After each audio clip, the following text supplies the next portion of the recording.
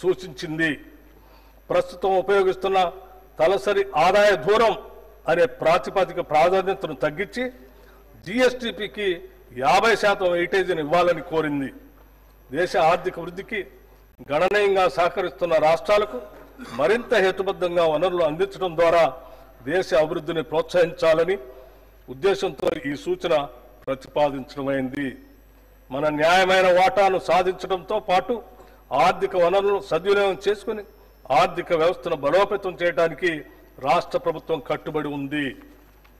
మేము ప్రవేశపెట్టిన అభయహస్తంలోని ప్రతి అంశం సామాన్య ప్రజల కష్టాలను దృష్టిలో పెట్టుకొని రూపుదిద్దుకున్నవే. ఒక నిరుపేద తన రోజువారీ జీవితంలో ఏ కనీస సదుపాయాలు ఉండాలని కోరుకుంటాడో వాటినన్నింటినీ అభయహస్తంలో భాగంగా చేర్చడం జరిగింది. మహాలక్ష్మి, రైతు భరోసా, గృహజ్యోతి, ఇందిరమ్మ ఇళ్లు, చేయూత కింద పెన్షన్లు పంపిణీ వంటి పలు పథకాలను ప్రభుత్వం ఇప్పటికే సమర్థవంతంగా అమలు చేస్తుంది.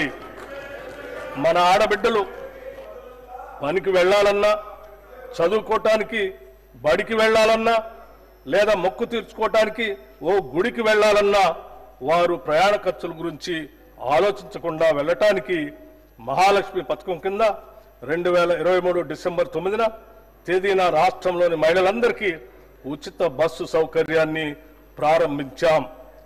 నేటి వరకు రాష్ట్ర వ్యాప్తంగా 7,227 బస్సుల్లో 149.63 కోట్ల ఉచిత ప్రయాణాలు మహిళలు చేశారు. దీని ద్వారా 5,595 లక్షల రూపాయలు మహిళలకు కూడా ఆదా అయింది.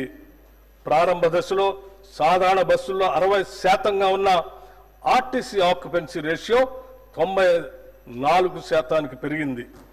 మహాలక్ష్మి ప్రత్యేక బస్సుల్లో ఈ ఆక్యుపెన్సీ రేషియో 100% నమోదవుతూ ఉంది.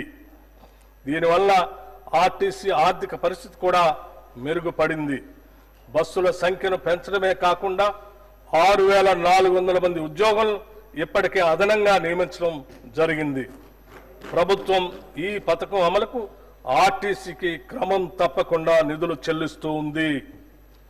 మహాలక్ష్మి పథకంలో భాగంగా అర్హులైన మహిళలకు గ్యాస్ సిలిండర్ను 500 రూపాయలకే పంపిణీ చేస్తున్నాం.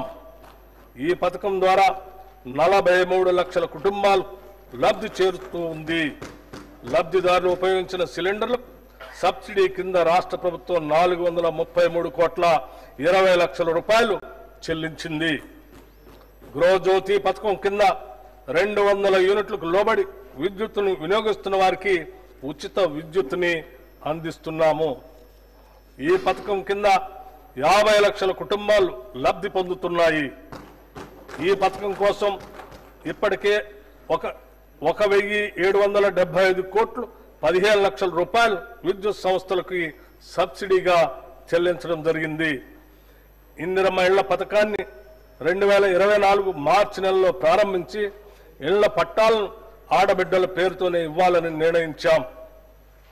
22,500 కోట్ల రూపాయల అంచనా వ్యయంతో ప్రతి నియోజకవర్గానికి కనీసం 3,500 చొప్పున మొత్తం 4,50,000 ఇళ్లను మంజూరు చేస్తాం. గత ప్రభుత్వం 10 ఏళ్ల పాటు నిరుపేదలకు డబుల్ బెడ్రూమ్ ఇళ్లను ఇస్తామని ఆశలు రేకెత్తించి చివరకు నిరాశా నిస్పృహలనే మిగిల్చింది.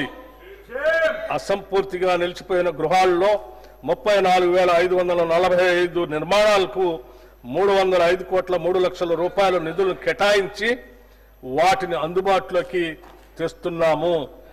అంతేకాకుండా ఔటర్ రింగ్ రోడ్డును ఆనుకుని హైదరాబాద్ నగరం నలువైపులా శాటిలైట్ టౌన్షిప్లు ఏర్పాటు చేసి అల్పాదాయ మరియు మధ్య తరగతి వర్గాలకు అందుబాటులో ఉండే విధంగా గృహ సముదాయాలను నిర్మించే ప్రణాళిక రూపొందిస్తున్నాం. రాష్ట్రంలోని నిరుపేదలకు ఆరోగ్య భద్రత కల్పించే ధ్యేయంతో రూపొందిన రాజీవ్ ఆరోగ్యశ్రీ పథకాన్ని చేతిలో భాగంగా అమలు చేస్తున్నాం.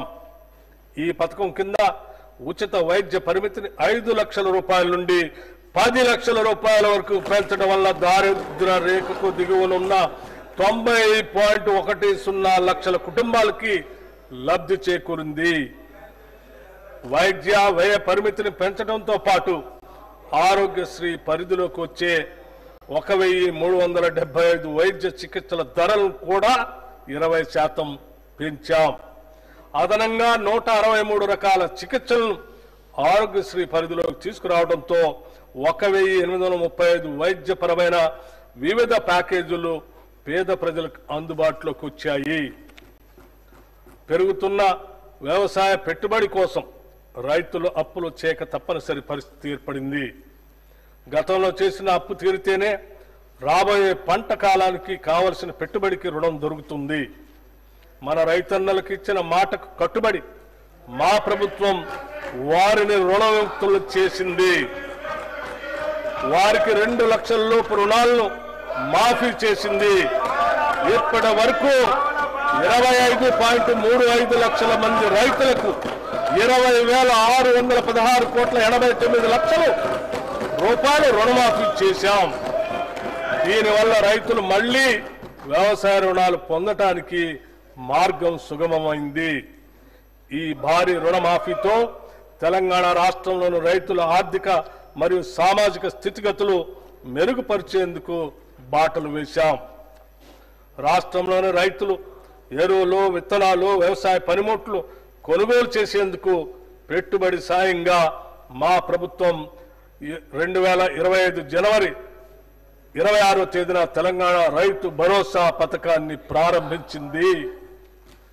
ఈ పథకం కింద రైతులకి ఏడాదికి ఎకరానికి 12,000 రూపాయలు అందుతాయి.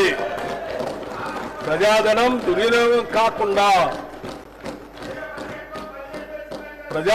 దుర్వినియోగం కాకుండా అవకతవకలకు అడ్డుకట్ట వేసి సాగుకు యోగ్యమైన భూములన్నింటికీ రైతు భరోసా అందిస్తున్నాం.